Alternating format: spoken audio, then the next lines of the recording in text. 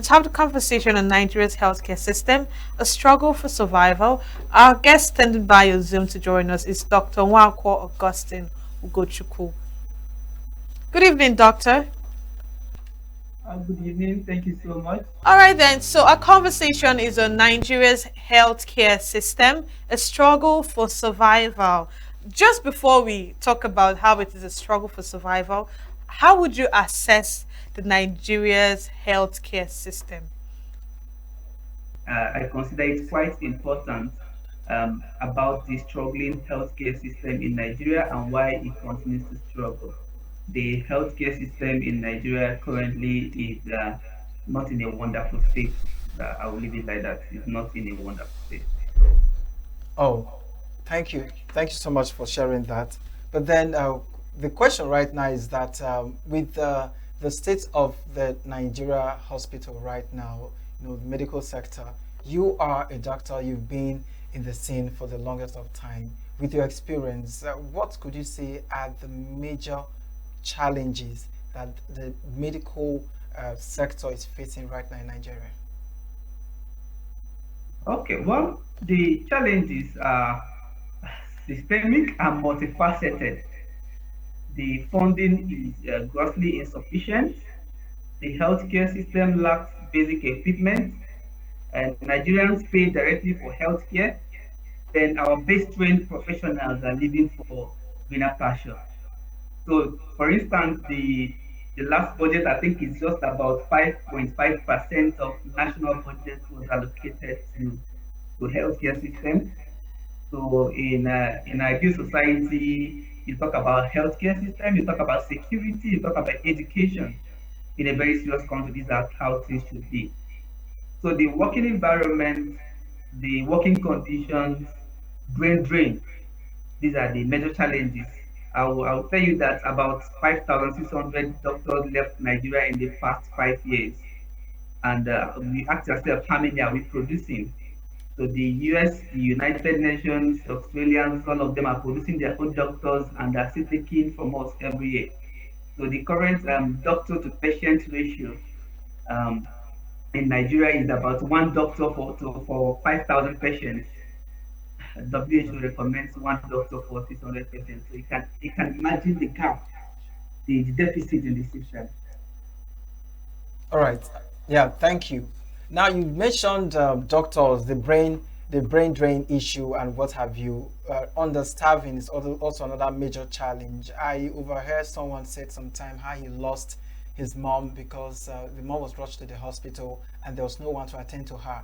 At this very point, the hospital seemed to be able to take care of that challenge at the time, but there was no doctor at the moment to attend to her that very moment, and that was how this person lost the mom. How can this be managed? We know that funds could be a major part for medical doctors in Nigeria, but do you see this government, do you see Nigeria coming out of this challenge anytime soon? Well, the instance you shared, I'm quite very sorry for the incident. It's just a pitiable situation that most persons are facing in the current healthcare system. The problem of Nigeria, like I said earlier, is multifaceted. The issue is so much. The issue is so much. The patient load for a doctor is, when I mean 5,000 patients for a doctor, is so much. Is so much. The WHO recommends that you see not more than 600 patients. That is one doctor for 600 patients. But currently in Nigeria, the ratio is dropping to 1 is to 5,000. And the best of my knowledge, it's a medical emergency. It's an emergency. Nigeria is going into a situation of um, unknown destination. Anything can happen anytime in the healthcare system. There can be crisis in the healthcare system in this country as I'm talking to you. If care is not taken, if there is no measure to mitigate these issues, in the next 3, 4 years, it's going to be a crisis. It's going to be a lot of problems. Do All you right, then let's look at corruption as another challenge in the healthcare system. To what extent has corruption actually weakened the Nigeria healthcare sector? And also, what structural reforms can be put in place in order to mitigate this particular issue? All right. The problem with Nigeria healthcare system is, I'll summarize it in like four sentences. One is political neglect of health priorities. Two is poor accountability and corruption. Three is lack of data-driven policy decisions.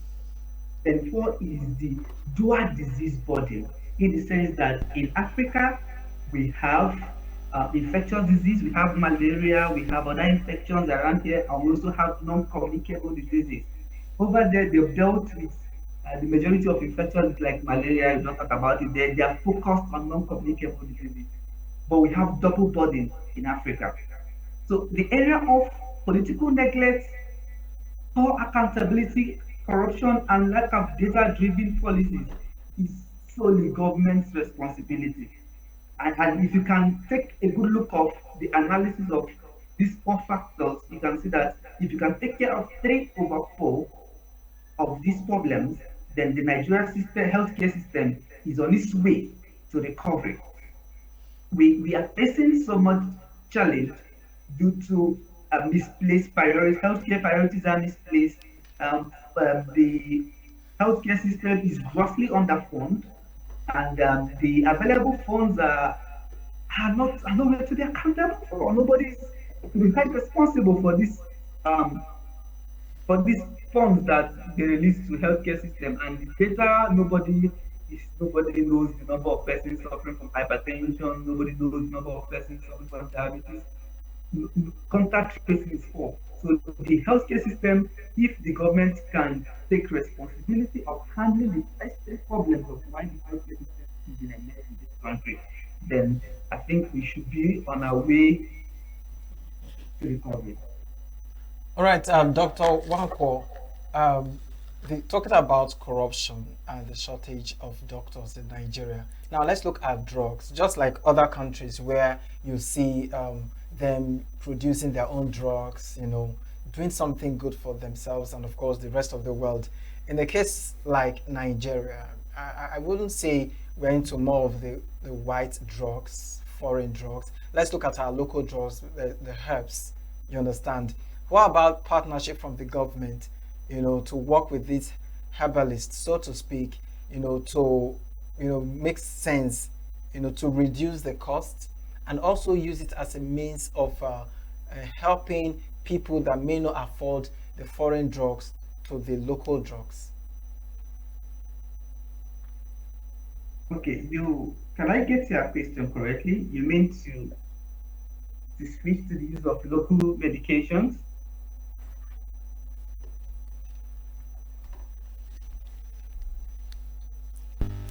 Hello, Yeah, are you can you hear there? me?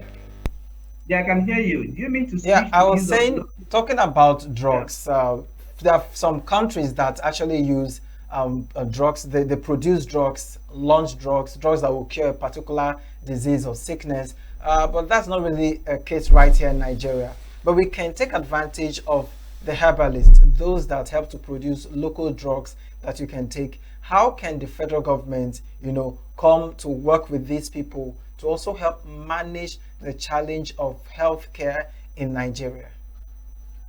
Okay, the solution is straightforward and simple. I was speaking with a friend who told me that over there you cannot be a professor if you don't have a laboratory. So there is little or no funding for research in Africa or Nigeria. The government does not fund so much research work. So because these the herbal medications you're talking about, everybody is just interested in the active ingredients. Every medication there is what we are looking out for, the active ingredients. So who is to research on the ones that are very active, who is to research on the side effects of these herbal medications, who is to research on the dose of these herbal medications. These are the setbacks. And you can't really prescribe medications if you don't know the dose, the side effects, the antidotes if there's a trouble with the medication. So I think the government should spend should channel a little bit more energy on funding research works. If the research works are being funded and the master students, PhD students are into the projects of discovering the somatic ingredients in some available plants we have in Africa here, then we should be on our way to discovering and making our own medication. All right. All right, then. So let's look at the current National Health Insurance Scheme. Is this a failed policy? Is this like a failed model, or is it's just under some sort of underutilized, or it is actually poorly implemented? And also, are the people really taking advantage of this particular scheme? The idea of insurance scheme is most times to help citizens to not to pay heavily when they are sick or when they have need for medical attention.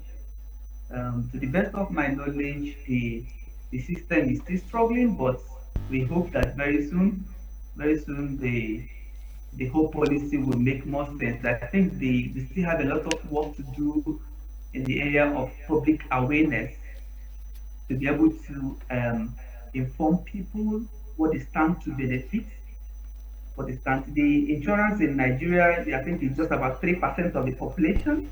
Over there in Yeah, UK, is almost 100% I don't if know where this is. citizens utilizing it. In the United States, it's about 91%. So the challenge is awareness. When people come into the projects, the the whole process will make more sense, will be easier for doctors to run, the profit will be there, they'll make the money, and the people will get the services. So it's still an issue of information and awareness. All right, then. Let's also find out from you, based on your experience as a serving doctor right now. Let's get to know why do people would rather leave Nigerian hospitals, tertiary hospitals, to get medical attention outside the country, because we may not be actually perfect with our thoughts. That, of course, we want to believe that most Nigerian hospitals have great doctors doing great jobs. But then again, why do some Nigerians leave Nigerian-based hospitals to get medications outside the country? Uh, well, the answer is very simple: struggling healthcare system. And the healthcare system is struggling. That's the answer. I would let me tell you a story. I don't know if you're aware that if someone has a stroke now, you know stroke, right? Have you heard of stroke? Mm. Hello? Yeah, we can hear you. Yeah. Yeah, have you heard about stroke, cardiovascular accidents?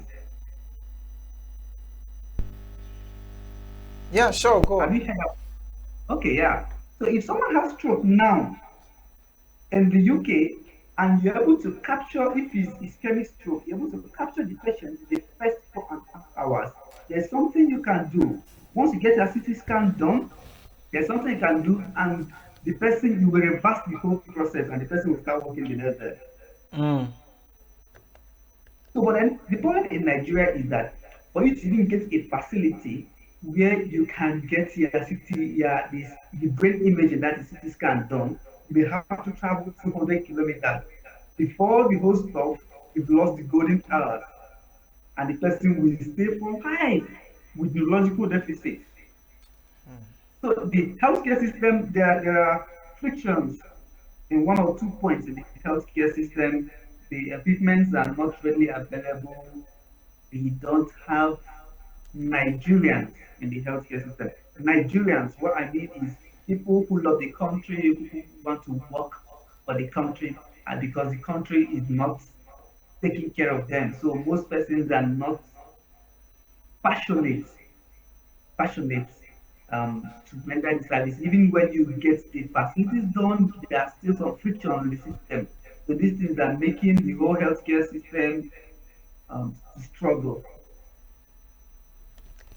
All right, then let's look at the healthcare facilities in the rural areas and how much this does not balance out the attention it is being given like that of the urban areas. Why is it so? I mean, we have people, the underdeveloped areas, and also the people that do not have so much to offer or rather to gain, and they still have like problem with their facilities over there. Are we not supposed to give them the equal attention given to the urban areas in terms of infrastructure as well? No, well, in healthcare system, there's always a pattern. There's always a primary healthcare system, secondary and tertiary. And this is in the order of the level of equipment they're expected to have. So, and that also guides the referral pathway because when the primary healthcare system is supposed to be very much around everybody, you can easily access them. That's the first point of care in most cases. Once you have an issue that is beyond their capacity, they step up to secondary, then to tertiary. So ideally, most times you may not expect the tertiary to have the same level of um, equipment, personnel, both skilled and unskilled, compared to the primary healthcare system. But then there should be an easy referral system, like there should be standby ambulances, there should be communication system that's very effective. There are types of delays. Even moving from, let me take for instance, moving from Anambra to Owerri to Delta. If the road network system is smooth, you can actually shorten the time it takes to move from here to here.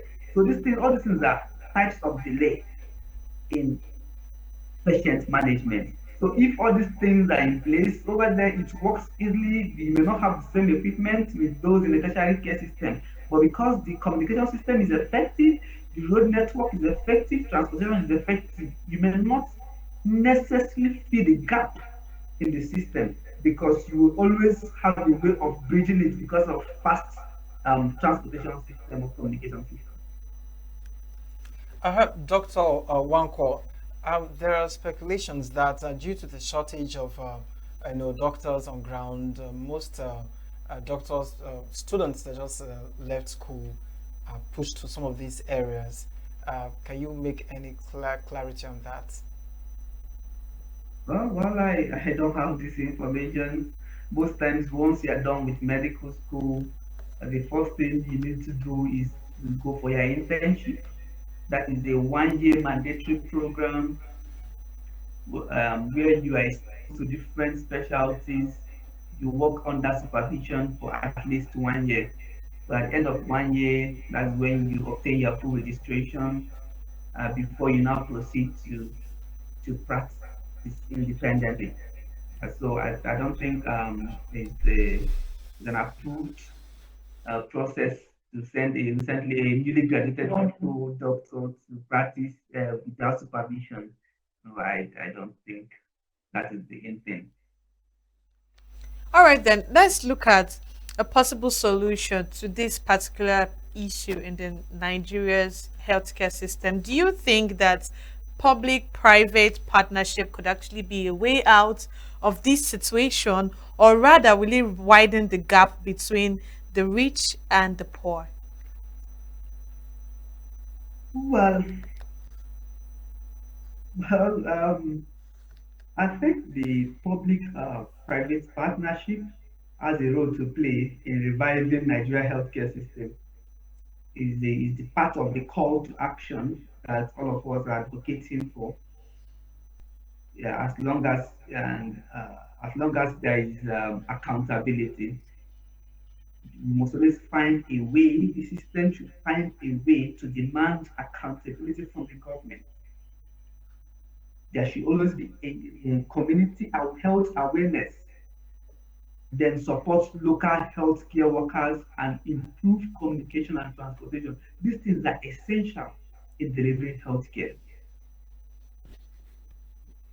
So the, All the right, let's WHO will tell you that you cannot build a strong economy on a sick population.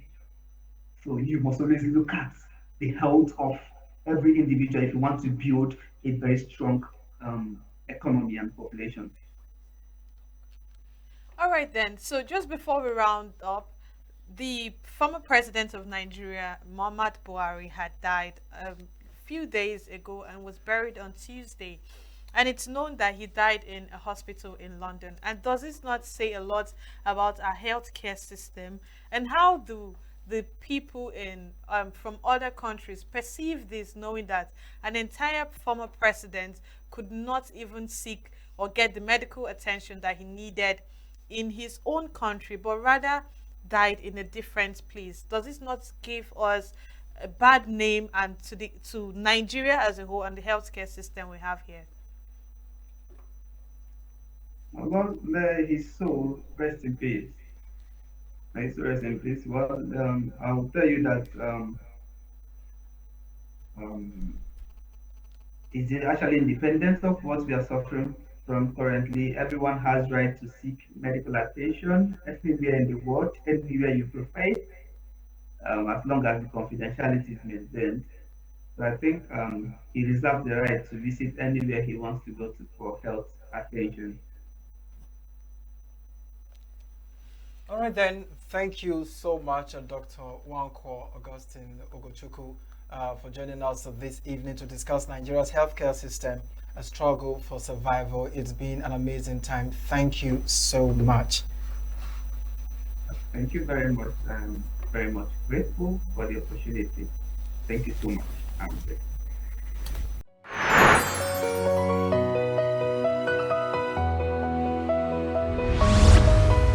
Save Nature TV. News in your pocket.